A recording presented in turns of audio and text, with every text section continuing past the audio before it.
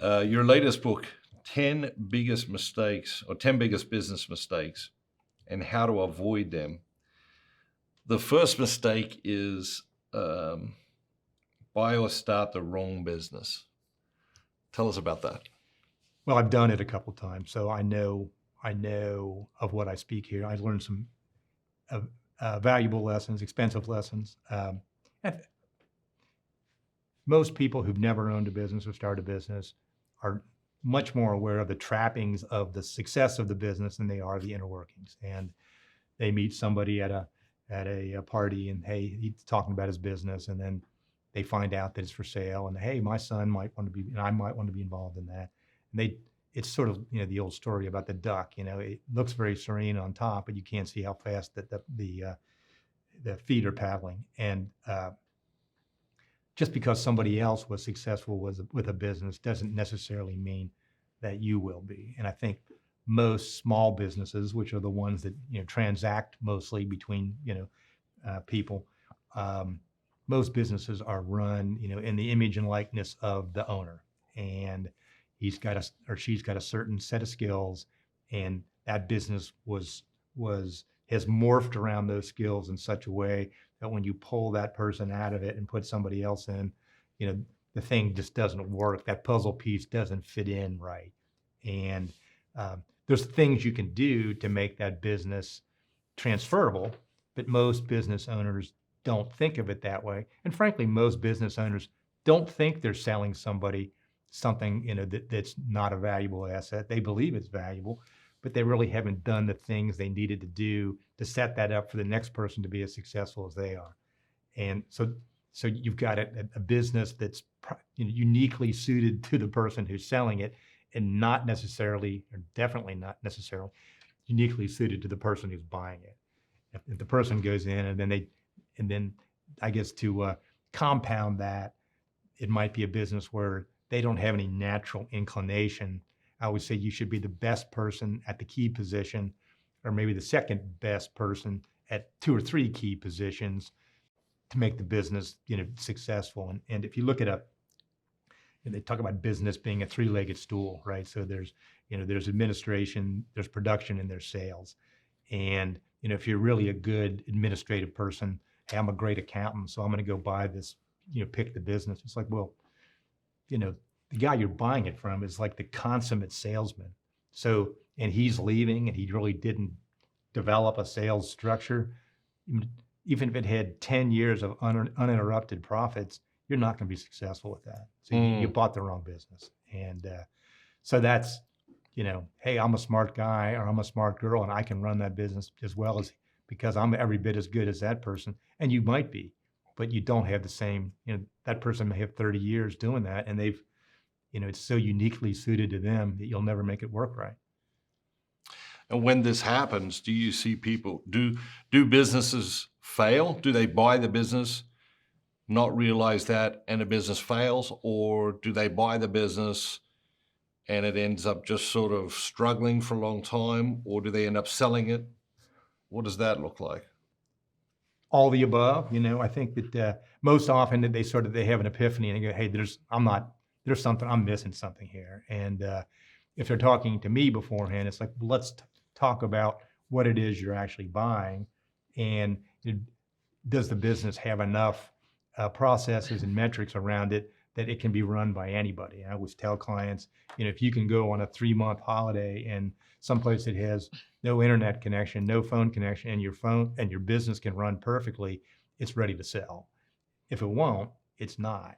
And if you're quizzing a seller and you ask him that question and you go, well, I've never been away from my business for more than a week and a half at a time, and right away, a bell should go off that this thing is not idiot proof. Not that it needs to be idiot proof, but it needs to be, I talk about it a lot, and I talk to clients about it a lot. And there's value to you, and then there's true durable value that is transferable, whether it's to a family member or to somebody you sell it to, and that's all around creating processes about how you do everything. And if you are a really great accountant and you want to own this business that's sales oriented, then you better have a great salesperson in there or a great sales process. Otherwise, it's not going to work. Mm. And most of the time, people sort of come to the realization, although many times, I mean, this isn't all that common, but I have seen this happen a couple of different times where the buyer just didn't get it. Understood the industry, but didn't understand the special skill that the person had. And I'm thinking back to a client of mine who had a metal plating business, and the guy that bought it called up and said, "I'm giving it back to you. I can't run it. I can't pay the note. And I thought I knew all about this because I sold chemicals to you. I don't know anything about it." And he took it back and built it back up and sold it, and bought another one and built that back up and sold it. So he just knew how to do it. Yeah. And he was, sort of I guess not an educated guy, but a brilliant guy that just understood the manufacturing process and margins just intuitively. And I don't think he even knew that he had that skill, but I saw him he'd look at a part and he'd go, 4 cents. It's like, what do you mean 4 cents? That's what it'll cost to chrome plate that. And they want X number of those. And, and that would be the extent of his costing. And he'd be right 99% of the time. Wow. So the next guy didn't have that, that wasn't part of his skill set. So. And probably couldn't if he did it for 20 years. So No, really, just that, and I think too often people sort of equate the fact that this person isn't highly educated with this person isn't highly intelligent. And that's a huge mistake. Yeah. You talk about people coming to you, asking you a question, or they're in a predicament, and they want your advice and help to get out of that predicament. I find that staggering number of people seek professional help at the wrong time in a transaction or in a situation. They buy a business, they don't seek professional help before they buy it, they seek it when they have a problem. How prevalent is this, and what do you put it down to? Well, particularly if somebody's coming into the business, buying a business, coming from having worked for someone else their whole life. So particularly if they worked for a big company where, if you needed advice, you picked up the phone and called, production, or you called legal, and then so now it's like, because you've had that experience, the idea of paying for that, by the hour or whatever, they don't want to do that. It's like, no, I think I understand that because I worked for, this multinational for this number of years, so I know how to do all that. And they don't.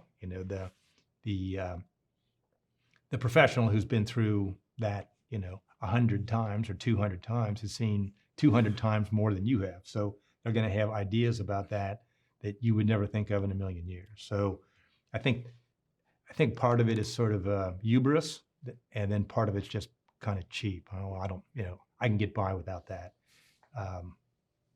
And I'd say anybody that's been through owning a business, buying a business, selling a business, that did that on the cheap the first time will never do it again. Yeah. Why do people start businesses that are just not a good fit for them? Just the lure of easy money, I think. They like I said, they see the neighbor and you're like, well, Ed's just like me, and he's got this successful distributorship of these switches, and I get it, and I can do something like that. And the value added distributorship is sort of that's sort of the holy grail. Everybody wants one of those, right? And that'll be easy to run. You don't really have to add anything to it. You just have a nice client base, and you buy for X and you sell for 2X. And, I think it just looks easier on the outside, and it isn't easy. There's a million different things that they haven't thought of. And if you've been in a very narrow lane inside the company you work for, and all you did was, hey, I marketed this product in North America, and you know a whole lot about that, but you don't know anything about, cable or switches or whatever you're going to sell, even though it's a distributorship and it's not a manufacturing process, there's a million things to know. And I'd say like one of the most common things that people mess up all the time, and that is they just, they'll buy a ton of inventory. Oh gosh, I got 20% off this. So, I bought 2 years worth.